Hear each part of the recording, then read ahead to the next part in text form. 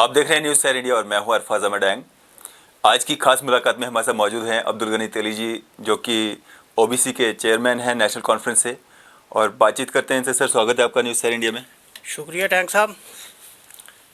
तेली sir, क्या कहना चाहेंगे जिस तरह से कल एबीपी के द्वारा जो एक प्रोटेस्ट हुआ, जो फारूक अब्दुल्ला साहब की कोठी का घेराव किया गया, कैसे देखते हैं इसको? टैंक साहब, इसमें ऐसा है कि हर आदमी को प्रोटेस्ट करने का हमारे कॉन्स्टिट्यूशन ऑफ इंडिया जो है उसके मुताबिक हर आदमी अपना बात रख सकता है, प्रोटेस्ट कर सकता है, उसमें कोई ऐसी बात नहीं। इसमें देखने वाली बात यह है कि ये लोग जो एबीपी के जो वहाँ से लोग चले, ये कहाँ से चले, और इनको ये बठिंडी फारूक अब्दुल्ला साहब की कोठी ही नज़र आई, यहाँ ही आके प्रोटेस्ट करना और पुतला जलाना इन्होंने मुनासिब समझा। ये थे यहाँ के हालात को एक ख़राब करने की कोशिश की जा रही है। जो प्रोटेस्ट बाहर भी कर सकते थे, पुतला बाहर भी जला सकते थे, क्योंकि इनकी यही एक सोच थी कि वहाँ हम बठिंडी में जाए, वहाँ कोई ऐसा मसला हो जाए, कोई आपसी किसी की तरह का कोई क्लैश हो जाए, झगड़ा हो जाए, ताकि एक आपसी जहाँ का हमारा जो भाईचारा है इसको ख़राब करने की उन्होंने पूरी कोशिश की है। इसमें मैं ये कहना चाहता हूँ कि पुलिस अगर चाहती यहाँ से जो चले वहाँ ही साइड पर करके किसी जगह अपना प्रोटेस्ट करते, किसी को कोई इतराज़ नहीं था।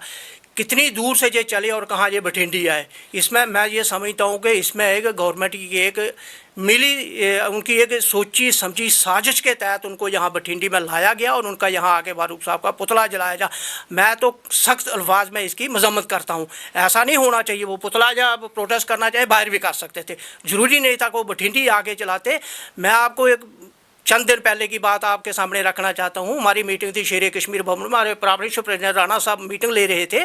मीटिंग का हमारा ये जो नया जो कानून इन्होंने लैंड लॉ जो बनाया उसके मतलब हम मशवरा कर रहे थे पार्टी के अंदर बैठ के, तो अचानक हमें मैसेज आएगा फारूक अब्दुल्ला साहब को वहाँ श्रीनगर में डिटेन कर लिया गया है कि जुमे की नमाज इनको वहाँ जाते थे हज़रत बल में पढ़ने के लिए, और ईद मिलाद नबी का जुलूस भी था। जुलूस तो शायद था या उसमें हम नहीं डिटेल से कह सकता, मगर इतने बड़े दिन में एक हमारा ये दिन जुमे का दिन होता है, इसका एक अहमियत होती है, ख़ास दिन होता है। और ईद उल नबी का जो दिन है इसमें हमारे मोहम्मद सल्लल्लाहु अलैहि वसल्लम की ये एक पैदाइश का दिन होता है, और ऐसे दिन पर फारूक अब्दुल्ला साहब को वहाँ कोठी के अंदर डिटेन करना, उनको वहाँ रोक के रखना, ये एक बहुत बड़ी हमारी एक सरकार की ये बहुत बड़ी एक गलती थी। ये क्या अपनी नाकामियों छुपाने की वजह से उनको घर में डिटेन कर लिया।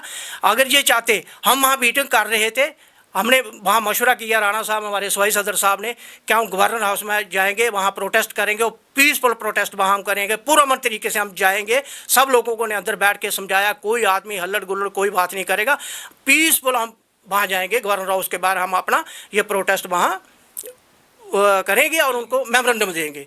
तो जनाब हमारे गेट तक उन्होंने ला कर, शेर कश्मीर भवन के गेट ला कर लिए। बड़ी मुश्किल से हम मतलब बड़े एक जोर के साथ हम वहाँ मेन रोड तक आए। आगे मेन रोड में जैसा कि आप लोग शायद वहाँ होंगे, तारे लगा दी, बैरिकेड्स वहाँ लगा दिए, हमें आगे बढ़ने की इजाज़त नहीं दी। और हमें अगर 50 फुट तक इन्होंने बढ़ने की इजाज़त नहीं दे दी और हमारे दफ्तर के गेट को सील कर लिया, तो आप ये समझो कि ये कितनी बड़ी इनकी एक साजिश है कि नेशनल कॉन्फ्रेंस के लोगों को अंदर बंद करके रखना और दूसरे जो भी लोग हैं उनको खुली छूट है, वो जहाँ जाए जो चाहे वो कर सके। ये बहुत एक घटिया बात है, ऐसी नहीं होनी। सरकार सबकी होती है, कानून सबके लिए है और सबके लिए कानून बराबर है। कानून के अंदर ना कोई हिंदू है, ना कोई मुसलमान है, ना कोई सिख है, ना वो ईसाई है। ये मैं कहता हूँ बहुत ही गलत बात इन्होंने की है। इसके लिए पुलिस एडमिनिस्ट्रेशन से मैं अपील करना चाहता हूँ कि आइंदा के लिए कोई ऐसी बात नहीं होनी चाहिए। कोई भी प्रोटेस्ट करे उसको इजाज़त है, मगर उसका एक दायरा है, एक लिमिट है, उसके अंदर बैठ के जो भी करना चाहिए वो कर सकते हैं। इसमें आप एडमिनिस्ट्रेशन की भी कोताही मानते हैं? जिस तरह से नेशनल हाईवे से मतलब वो बठिंडी तक का रुख करते हैं, या जम्मू सिटी से जो है बठिंडी तक का रुख करते हैं, एडमिनिस्ट्रेशन की भी इसमें कोताही है? मैं कह रहा हूँ शरेआम इसमें क्या ना इसकी एडमिनिस्ट्रेशन की कोताही है, और एडमिनिस्ट्रेशन ने उनको साथ होकर यहाँ लाया है जी। क्यों? अगर एडमिनिस्ट्रेशन चाहती नेशनल हाईवे पे उनको रोकती, वहाँ वो प्रोटेस्ट करते और वापस चले जाते। सिटी से अगर आए वो सिटी के पुल के पार ही रोक सकते थे। गांधीनगर से आए विक्रम चौक से नीचे इनके अपना पनामा चौक तक उनको रोक सकते थे, रोक के वहाँ अपना प्रोटेस्ट करते हो जाते। ये खाली एक यहाँ के माहौल को ख़राब करने की कोशिश की जा रही है। हम नहीं चाहते कि इस किस्म का कभी भी कोई ऐसा माहौल बने जिससे कि हमारे भाईचारे में कोई फ़र्क पड़े, हमारे हिंदू मुसलमान में कोई फ़र्क पड़े, क्योंकि जम्मू के अंदर हिंदू और मुस्लिम का एक ऐसा भाईचारा है, एक मिसाल कायम रखी है लोगों ने, कभी किसी ने नहीं। अब चंद लोग ऐसे हैं जो इस माहौल को बिगाड़ना चाहते हैं, माहौल को ख़राब करना चाहते हैं, आपसी लोगों को एक दूसरे का लड़ाना बढ़ाना चाहते हैं। हम इसके खिलाफ हैं। हम चाहते हैं कि पुरअमन तरीके से कोई भी कोई प्रोटेस्ट करे, कोई इतराज़ नहीं।